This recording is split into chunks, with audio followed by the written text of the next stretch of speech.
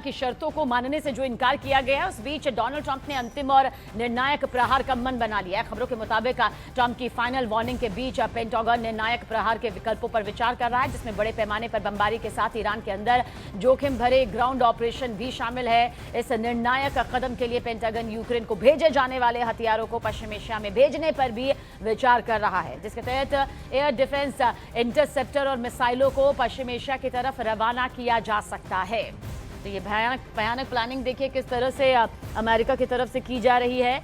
बल्कि 4 कंपनियों के साथ तो अमेरिका का करार भी हथियारों को लेकर हो चुका है। 3000 सैनिकों की अतिरिक्त जो तैनाती है उसकी भी लोकेशन सामने आ चुकी है। और अब साथ ही और ज्यादा ये वो अंतिम प्रहार अमेरिका ईरान पर करना चाहता है, जिसके चलते ईरान यहां पर घुटने टेकने के लिए मजबूर हो सके।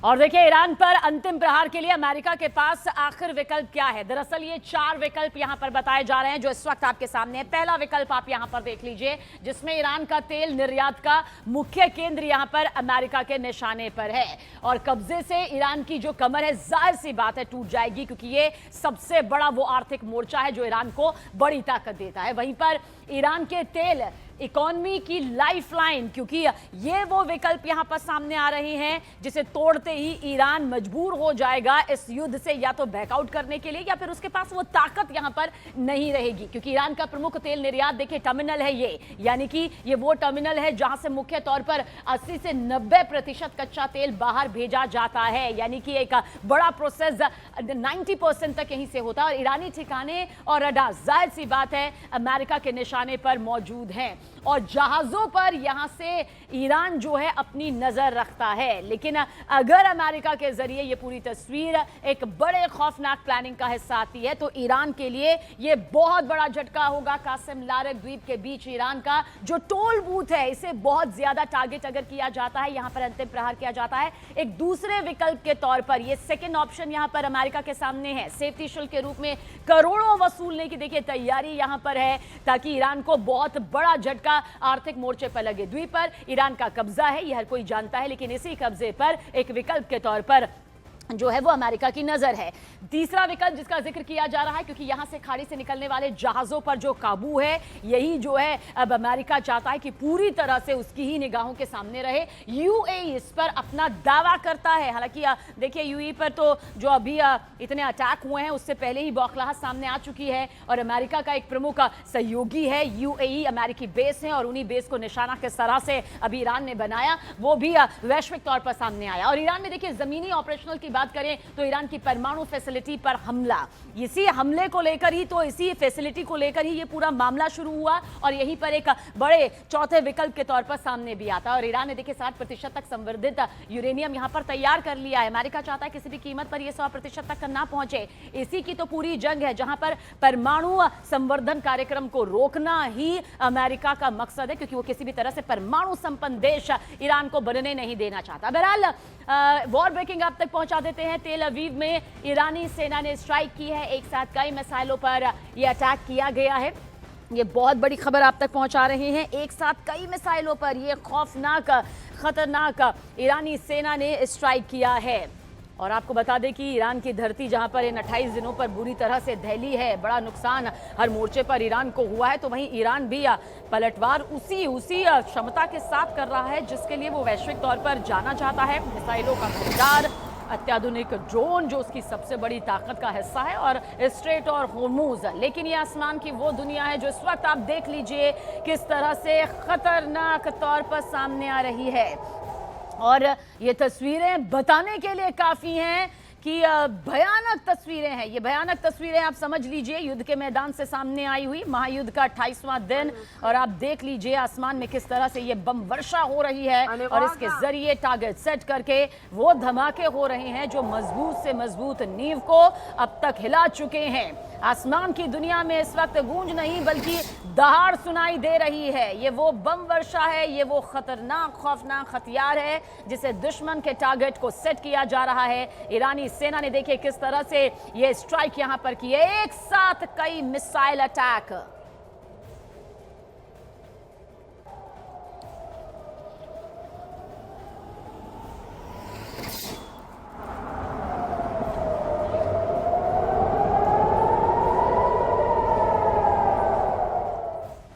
और पश्चिम एशिया में जारी इस जंग का आज 28वां दिन, महायुद्ध महाजंग 28वें दिन की तरफ बढ़ गया है। और जैसे जैसे ये दिन गुजर रहे हैं वैसे वैसे युद्ध और भी ज्यादा भयानक होता जा रहा है। जहां ईरान के युद्ध विराम से इनकार के बाद ट्रंप ने अल्टीमेटम दे दिया। खबर है कि ईरान पर ट्रंप और निर्णायक अंतिम प्रहार यहां पर करने वाले हैं। तो वहीं अमेरिका की धमकी के बाद भी ईरान पूरी तरह से अलर्ट मोड पर है। अमेरिका की ग्राउंड ऑपरेशन की धमकी के बीच ईरान खार्ग द्वीप पर सुरक्षा और ज्यादा कड़ी कर चुका है।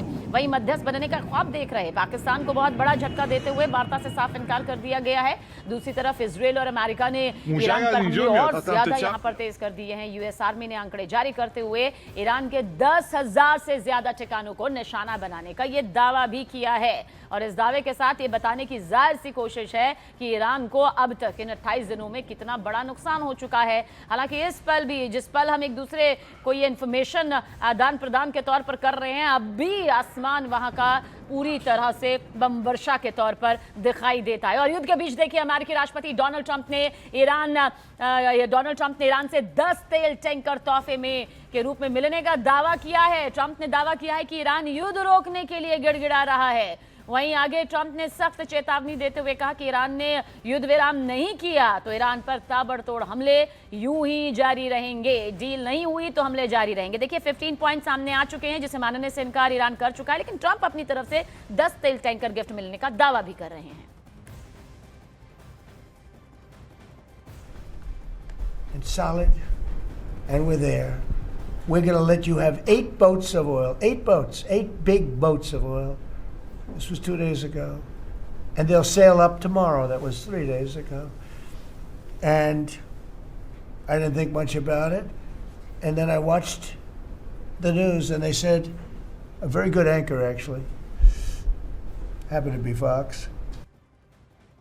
और अगर फिर भी ईरान युद्ध विराम के लिए अमेरिका की शर्तें नहीं मानता तो ट्रंप ने प्लान बी भी तैयार कर रखा है। ईरान पर दबाव बढ़ाने के लिए देखिए यूएस आर्मी की मशहूर 82वीं एयरबोर्न डिवीजन के करीब 2000 सैनिक और यूएसएस बॉक्सर त्रिपोली युद्धपोत को खाड़ी में तैनात कर दिया गया है। बात करेंगे यूएस आर्मी की 82वीं एयरबोर्न डिवीजन की, तो आप समझिए कि एक आदेश पर सिर्फ 18 घंटे में दुनिया के किसी भी कोने में तैनात होने में यह पूरी तरह से सक्षम है। और समझिए 3000 सैनिकों की यह डिवीजन लंबे और भारी युद्ध अकेले लड़ने के लिए नहीं बनाई गई है। इसी डिवीजन में जो सैनिक है पैराशूट असॉल्ट यानी कि हवा से जमीन पर हमला करने के लिए जाने जाते हैं, ये कुवत इनमें है। और साथ ही एयरबोर्न डिवीजन के सैनिक शारीरिक और मानसिक रूप से बेहद सख्त होते हैं, कठोर होते हैं, इसलिए इन्हें किसी भी तरह से मात देना नामुमकिन माना जाता है। अब लेबनान में देखिए इजरायल के ताबड़तोड़ हमले, ये खबर आप तक पहुंचा दे। वॉर ब्रेकिंग बेरूत के दहिए में इजरायल की एयर स्ट्राइक सामने आई है। इजरायल के हमले में बेरूत में भारी तबाही की तस्वीरें अब तक सामने आ चुकी हैं। तो इजरायल के हमले में बेरूत में किस तरह से भारी तबाही मची है, तस्दीक करती हुई युद्ध के मैदान से ये तस्वीर भी आपके सामने मौजूद है। देखिए इन 28 दिनों में कई बार ऐसी ही तस्वीरें आपके सामने आ चुकी है जो कि अब भी बदस्तूर यूं ही जारी है। और आप देख लीजिए जहां पर ईरान की धरती थर्रा रही है तो वहीं पर इजरायल भी यहां पर थर्राता हुआ नजर आता है। लेकिन ये लेबनान की तस्वीर है जहां पर आईडीएफ की ये एयर स्ट्राइक है। और आप देख लीजिए इस स्ट्राइक में जहां पर बेरूत में ताबड़तोड़ मिसाइलें दागी गई हैं। अमेरिका इजरायल का जॉइंट अटैक किस तरह से ईरान को दहला रहा है, ईरान किस तरह से अपने हथियारों के दम पर इजरायल को जख्मी कर रहा है, उसकी कई तस्वीरें देखिए अब तक सामने आ चुकी है। फिलहाल 2 तस्वीरें हैं लेबनान पर आईडीएफ की ये स्ट्राइक देख लीजिए और देखिए किस तरह से बेरूत में ये भारी तबाही यहां पर मची है। ये वो तबाही है जो युद्ध के मैदान से सामने आती हैं। ये वो मजबूत नींव हैं, इमारतें हैं, बेस हैं जिन्हें हिला पाना भी नामुमकिन होता है, लेकिन अब ये पूरी तरह से ध्वस्त होकर दशक पीछे जा चुकी हैं। और वहीं ग्राउंड ऑपरेशन की धमकी पर ईरान ने अमेरिका को चेतावनी दी है। ईरान ने कहा कि अगर जमीनी जंग शुरू हुई तो दूसरा मोर्चा खुलेगा। ईरान होर्मुज स्ट्रेट के बाद बाब-अल मंदब स्ट्रेट पर हमला कर वहां से भी जहाजों को निकालना मुश्किल कर देगा। आशंका जताई गई है कि बाब-अल मंदब गलियारे में रुकावट आई तो पूरे यूरोप में तेल और गैस की किल्लत बढ़ सकती है। और देखिए किस तरह से ये पूरी इल्लत नजर आती है। लेकिन क्योंकि अब बार बार बात यहां पर की जा रही है बाब-अल मंदीप स्ट्रेट की, तो इसे भी हम आपको अब समझाने जा रहे हैं, क्योंकि ये पूरी तस्वीर बाब अल मंदीप को लेकर बहुत ज्यादा नजर आती है। देखिए, बाब अल मंदीप जिसका जिक्र यहां पर किया जा रहा है, ये इस पॉइंट पर यहां पर है, ये यमन के दक्षिणी छोर पर है। आप जो देख रहे हैं ये यमन का दक्षिणी छोर है, और ये जो गलियारा है लाल सागर को अदन की खाड़ी से यहां पर जोड़ता है। आप देख लीजिए किस तरह से ये लाल सागर को अदन की खाड़ी से यहां पर जोड़ता है, और साथ ही साथ अरब सागर से कोई जहाज अगर यूरोप की तरफ जाता है, अगर ये यूरोप की तरफ यहां पर जाता है, तो उसे पहले अदन की खाड़ी को यहां पर हर कीमत पर पार करना होता है। ये जो पूरा रेड पॉइंट आप यहां पर देख रहे हैं, मैप और आगे यहां पर बढ़ेगा, जिससे आपको समझना होगा कि बाब अल मंदीप गलियारे से होते हुए ही वो लाल सागर में जाता है। यही पूरा रूट है, यही पूरा वो रास्ता है जो इस वक्त आप देख रहे हैं। इसके बाद देखिए आगे का रास्ता उसे स्वेज नहर के जरिए यहां पर तय करना होता है, और ये पूरी तरह से स्वेज नहर से, ये जो रास्ता आप यहां पर देख रहे हैं, स्वेज नहर से होते हुए ये पूरा रास्ता तय करता है, क्योंकि मिस्र से लगने वाली जो ये स्वेज नहर है जो आप यहां पर देख रहे हैं, मिस्र ये रहा, स्वेज नहर ये रहा, और वहीं पर भूमध्य सागर तक पहुंचने के बाद यूरोप के अलग अलग देशों तक ये पहुंचता है। जहां पर आप देख रहे हैं ये वो वाला पॉइंट है जहां पर ये अलग अलग देशों तक पहुंचता है। तो ये पूरा मैप कुछ ये बताता है कि आखिर ये इतना खास क्यों हो जाता है और अभी क्यों इतनी चर्चा में है। बहरहाल खतरे को बढ़ता देख ईरान भी अलर्ट हो गया है, और खबर यह है कि उसने खार्ग द्वीप की सुरक्षा को और ज्यादा बढ़ा दिया है। यही नहीं, दावा है कि ईरान ने इस द्वीप के चारों तरफ लैंड माइन यानी कि बारूदी सुरंगें बिछानी शुरू कर दी है। ये योजना वो बना रहा है ताकि अमेरिका की मरीन यूनिट को वहां घुसने से रोका जा सके। ईरान ने अमेरिका को चेतावनी दी है, उसने यहां तक कह दिया है कि अमेरिका ने खार्ग द्वीप पर नजर गड़ाई या ईरान की धरती को पर सैनिक उतारे तो ये उसका बेवकूफी भरा कदम होगा। लेकिन अब आपको बताते हैं कि आखिरकार ट्रंप खार्ग द्वीप पर कब्जा करना क्यों चाहते हैं, क्यों ये भी इतना ज्यादा यहां पर खास हो जाता है। दरअसल देखिए, आप ये समझिए कि ये ईरान तट से 26 किलोमीटर दूर है। वहीं पर ईरान की जो इकोनॉमिक लाइफलाइन है, यानी कि सबसे बड़ा जो आर्थिक मोर्चा है, इसे ही कहा जाता है। और इसके अलावा आप ये भी समझिए किस तरह से खार्ग से ईरान का 90% तेल यहीं से निर्यात होता है। ये यानी कि ये इसलिए और भी ज्यादा खास हो जाता है। विशाल तेल भंडारण, लोडिंग हब इसे यहां पर कहा जाता है, और ये है निर्यात जो है, यानी कि तेल का सबसे बड़ा निर्यात टर्मिनल भी यही है। रोजाना 7 मिलियन बैरल तेल की लोडिंग यहीं से होती है। आप ये समझिए कि 30 million barrel oil store capacity इसके पास मौजूद है, ये क्षमता है इसकी। और गहरा समुद्र, बड़े टैंकर लोड यहां पर हो सकते हैं। कई बड़े तेल क्षेत्रों से सीधी पाइपलाइन का भी ये सबसे बड़ा हिस्सा है, और यही वजह है कि ये सबसे ज्यादा इस वक्त नजर में है। लेकिन ट्रंप ने फिर नेटो देशों पर निशाना साधा है। वॉर ब्रेकिंग के जरिए ये बड़ी खबर आप तक पहुंचा दें। देखिए, ट्रंप ने कहा है कि अमेरिका को नेटो देशों की जरूरत नहीं है। दरअसल अमेरिकी राष्ट्रपति डोनाल्ड ट्रंप नेटो देशों पर भड़के हुए हैं। यूएस के बिना नेटो कागजी शेर है, ये कहा गया है ट्रंप के जरिए। ये नेटो की परीक्षा थी, हम याद रखेंगे। हमें ब्रिटेन की जरूरत नहीं। ब्रिटेन के युद्धपोत अमेरिका के सामने खिलौने हैं। जर्मनी ने कहा यह हमारा युद्ध नहीं। यानी कि ट्रंप ने इन सभी देशों के एक एक बयान जो हैं वो अपने दिमाग में पूरी तरह से फिट कर लिए हैं, क्योंकि नेटो का वो साथ यहां पर अमेरिका को नहीं मिला जिसकी उम्मीद ट्रंप कर रहे थे। Because this was a test for NATO. This was a test. You can help us. You don't have to, but if you don't have, if you don't do that, we're going to remember. Just remember this in a number of months from now. Remember my statements.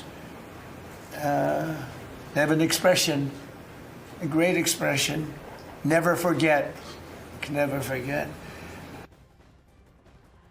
और वहीं ईरानी मिसाइलों ने Israel में भयंकर तबाही मचाई है। हर तरफ मलबा ही मलबा नजर आ रहा है। उत्तरी इजराइल का जिक्र करें तो वॉर जोन से रिफत अब्दुल्ला की जाबाज रिपोर्टिंग आप जरूर देखिए।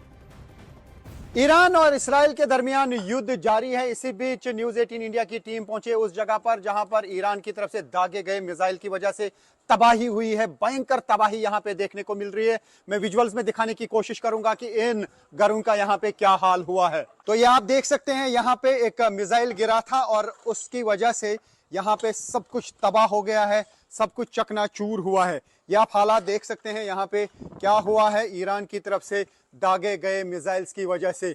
यहाँ सब कुछ चकनाचूर हो जाता है। ईरान की तरफ से लगातार अटैक्स का सिलसिला जारी है, जबकि इस्राएली फोर्सेस भी लगातार ईरान में हमले कर रहे हैं, लेबनान में हमले कर रहे हैं। लेबनान की तरफ से भी लगातार हमलों का सिलसिला जारी है इस्राएली फोर्सेस पर, और अभी इस्राएली फोर्सेस को भी नुकसान पहुंचा है हिजबुल्लाह की तरफ से, जो लगातार अटैक्स किए जा रहे हैं। आप यहाँ पे देख सकते हैं कि इस्राएल में घरों का क्या हाल है, सब कुछ यहाँ पे लटक रहा है, यहाँ पे सब कुछ तहस नहस हुआ है, जैसा कि हम यहाँ से देख पा रहे हैं। और थोड़ा सा मैं आगे दिखाने की कोशिश करूँगा आपको कि यहाँ पे क्या हाल हुआ है।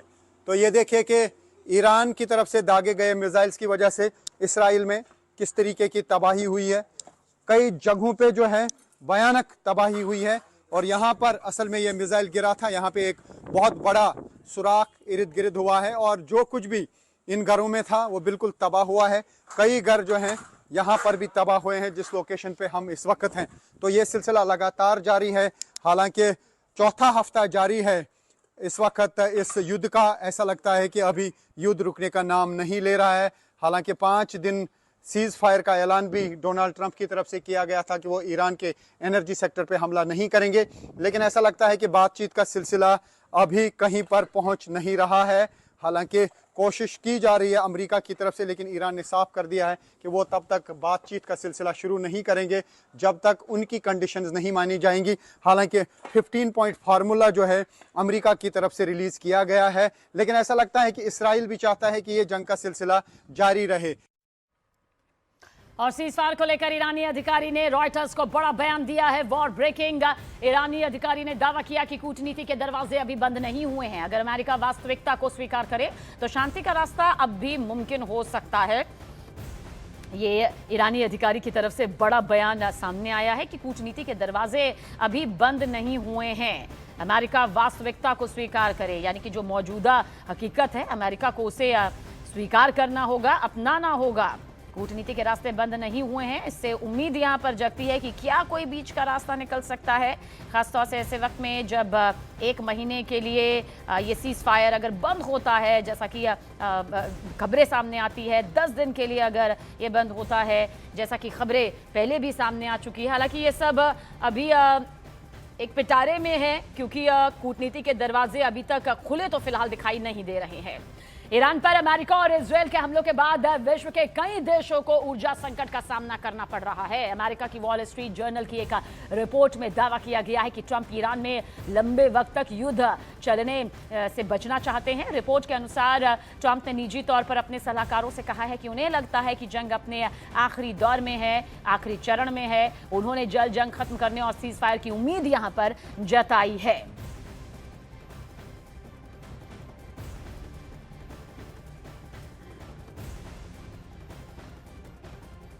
और इजरायल के काफर कासिम की तरफ रुख करें तो यह मिसाइल हमले की घटना सामने आई है, और यह इलाका तेल अवीव के पास है। शुरुआती रिपोर्ट्स के मुताबिक एक मिसाइल सीधे सड़क पर चल रही है, गाड़ी पर देखिए किस तरह से टकरा जाती है। ये तस्वीर भी आपके सामने मौजूद है, और जिससे ये जो गाड़ी है, ये जो वाहन है, आप देखिए कैसे हवा में पलट जाता है। ये पूरी तस्वीर कुछ इस तरह से कैद हो गई है, जो बताने के लिए काफी है कि कहीं भी कुछ भी युद्ध के मैदान में हो रहा है। न्यूज 18 इंडिया की टीम पहुंची है कफर कासिम एरिया में, जहां पर ईरान की तरफ से दागे गए मिसाइल से नुकसान हुआ। ये वो जगह है जहां पे आप देख सकते हैं कि ये गड़ा हुआ है, और यहाँ पर ये एक गाड़ी थी जो बिल्कुल हवा में उठ गई और उसके पुरखच्चे उड़ गए। यही वो स्पॉट है जहां पे ये अटैक हुआ था। तो ये दिखाने की मैं कोशिश करूंगा अभी यहाँ पे इस वक्त क्या हाल है। तो ये वो स्पॉट है जहाँ पे अटैक हुआ, और इर्द गिर्द आप एरिया देख सकते हैं। इस पूरे एरिया को बंद कर दिया गया, और यहाँ पर हम देख पा रहे हैं काफ़ी गाड़ियों को नुकसान हुआ है। तो ये आप देख सकते हैं, ये वो स्पॉट है जहाँ पर ये मिसाइल का एक हिस्सा गिरा। ऐसा समझा जा रहा है कि क्लस्टर बॉम्ब था, और इर्द गिर्द यहाँ पे तबाही हुई है। ये कफर कासिम का एरिया है, और ये आप देख सकते हैं कि उस गाड़ी का क्या हाल हुआ है, जो आप विजुअल्स में देख पा रहे हैं। यही वो स्पॉट है, यहाँ पर ही ये मिसाइल का एक हिस्सा, जिसे क्लस्टर बम कहते हैं, वो गिर गया था, और इर्द गिर्द यहाँ पे तबाही हुई थी। तो यही वो स्पॉट है जहाँ आपने देखा कि गाड़ी एकदम से हवा में उड़ गई थी। यहाँ पर ही ये क्लस्टर बम गिरा था, और यहाँ पर वो गाड़ी थी और सीसीटीवी फुटेज जिसके सामने आई और उसमें साफ दिख रहा था कि किस तरीके से हवा में वो गाड़ी उड़ गई। यही वो स्पॉट है और न्यूज़ 18 इंडिया की टीम यहाँ पे पहुंची है इस स्पॉट पे। हालांकि अब इस गड्ढे को फिल किया जा रहा है क्योंकि यहाँ पर इसराइल में जो ही कोई अटैक होता है तो उस जगह को ठीक करने की जल्द से जल्द कोशिश की जाती है। ये उस गाड़ी के हिस्से हैं, देख सकते हैं आप, पुरखच्चे उस गाड़ी के उड़े हैं और न्यूज़ 18 इंडिया यहाँ पर स्पॉट पे हैं। ये देखिए कि क्या हाल हुआ है उस गाड़ी का जो यहाँ इस स्पॉट पे थी और एकदम से वो हवा में उड़ गई वो गाड़ी और अब इस एरिया को साफ किया जा रहा है। यहाँ पे आप देख सकते हैं इस्राएली पुलिस है, यहाँ पे डिफेंस फोर्सेस यहाँ पे थे और ये सारा इलाका जो है अभी इसको बंद कर दिया गया है। हालांकि यहाँ पर ज़्यादा नुकसान नहीं हुआ लेकिन 6 लोग यहाँ पे इस स्पॉट पे घायल हुए हैं। और देखिए, रूस के राष्ट्रपति व्लादिमीर पुतिन महायुद्ध को लेकर बड़ा दावा करते नजर आए। पुतिन का कहना है कि मध्य पूर्व में चल रहे संघर्ष के नतीजों का अनुमान लगाना मुश्किल हो गया है, लेकिन कुछ लोगों ने इसके संभावित प्रभाव की तुलना कोविड-19 महामारी के प्रभाव से की है। ये रूसी राष्ट्रपति व्लादिमीर पुतिन के जरिए बयान सामने आया है। मध्य पूर्व के संघर्ष का परिणाम बेहद खतरनाक होगा, नतीजे कोविड महामारी जैसे हो सकते हैं। कोविड-19 के प्रभाव से तुलना यहां पर हो रही है। ये रूसी राष्ट्रपति व्लादिमीर पुतिन की तरफ से बयान सामने आया है, दावा सामने आया है इजराइल ईरान महायुद्ध को लेकर, जिसका आज 28वां दिन है। और देखिए, ब्रिटिश प्रधानमंत्री कीर स्टारमर ने रूस के खिलाफ एक बहुत बड़ा फैसला लिया है। कीर स्टारमर ने अपनी सेना को साफ आदेश दे दिया कि वो उन रूसी जहाजों पर कब्जा कर सकते हैं और उन्हें रोक सकते हैं जो पश्चिमी पाबंदियों को नजरअंदाज कर तेल बेच रहे हैं। कीर स्टारमर का कहना है कि इन जहाजों के जरिए होने वाली काली कमाई का इस्तेमाल पुतिन यूक्रेन के खिलाफ चल रहे युद्ध में कर रहे हैं, जिसे रोकना बेहद जरूरी हो गया है। ब्रिटिश पीएम ने सोशल मीडिया प्लेटफॉर्म एक्स पर लिखा कि रूसी राष्ट्रपति पुतिन इस समय मिडल ईस्ट में चल रहे युद्ध से काफी खुश नजर आ रहे हैं, इसलिए एक्शन जरूरी है। तो रूस के खिलाफ ब्रिटेन का ये बड़ा कदम देखिए किस तरह से सामने आया है। रूसी शैडो फ्लीट के टैंकरों पर यह कार्रवाई, तेल की कमाई का जंग में इस्तेमाल होने का आरोप यहां पर ब्रिटेन की तरफ से लगाया गया है। कीर स्टारमर ने साफ तौर पर यह आरोप लगाया है कि काली कमाई पर अब एक्शन जरूरी है। और वहीं इजराइल पर ईरान के ताबड़तोड़ हमले अब भी बदस्तूर जारी है। ईरान ने कल 3 घंटे में इजराइल पर 11 अटैक्स किए हैं। इजराइल से रिफत अब्दुल्ला की ग्राउंड रिपोर्ट आप देखें। अभी सायरन बज चुकी है, मिसाइल अटैक लॉन्च किया गया ईरान की तरफ से और मैं दिखाने की कोशिश करूंगा। लोग जा रहे हैं यहाँ अंडरग्राउंड बंकर में, तो हूटर बज गया है और अब आप देख सकते हैं कि यहाँ पे लोग फौरन जो है वो बंकर में जाएंगे और अंडरग्राउंड बंकर्स में यहाँ पे लोग जाते हैं। अब देखना होगा कि किस और ये अटैक होगा। ये टेल अवीव का एरिया है, जो भी इर्द गिर्द लोग थे अब वो अंडरग्राउंड बंकर में जाएंगे क्योंकि यहाँ पे सायरन बज चुकी है। और अब देखना होगा आसमान की तरफ कि कहाँ पे ये